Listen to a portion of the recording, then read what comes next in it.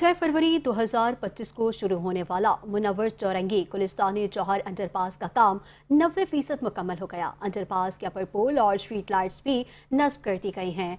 आज रात तक अंडरपास की रोड कारपेटिंग मुकम्मल हो जाएगी। मज़ीद तफसीलात देखने के लिए जानेंगे डिप्टी ब्यूरो चीफ वजाहत अली आबदी की ये रिपोर्ट। मैं इस टाइम मौजूद हूँ गुलिस्ताने जौहर में। ये गुलिस्ताने जौहर का वो अंडरपास है जिसकी तामीर का आगाज 6 फरवरी 2025 को किया गया था।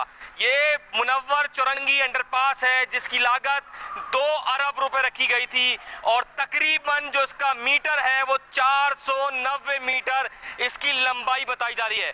ये अंडरपास जुलाई के अंदर मुकम्मल हो जाएगा। इस वक्त मैं अंडरपास के अंदर मौजूद हूं जहां पर रोड कारपेटिंग का आगाज कर दिया गया है। मेरा अगर कैमरामैन आपको दिखा सके पीछे की तरफ और आगे की तरफ, तो यहां पर रोड कारपेटिंग का सिलसिला शुरू हो चुका है और भारी मशीनरी यहां पे मौजूद है।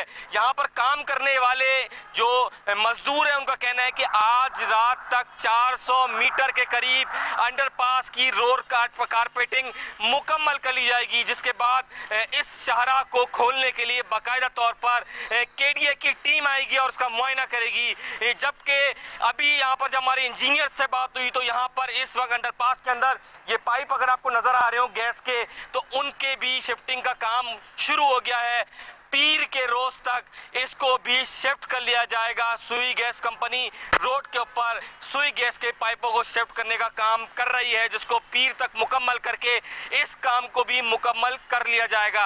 ये अंडरपास के जो राइट के रोड है जो कामरान चौरंगी की तरफ जाते हैं उसके ऊपर से भी तमाम ही रुकावटें हटा दी गई हैं और यहाँ पर भी रोड कारपेटिंग कर दी गई है।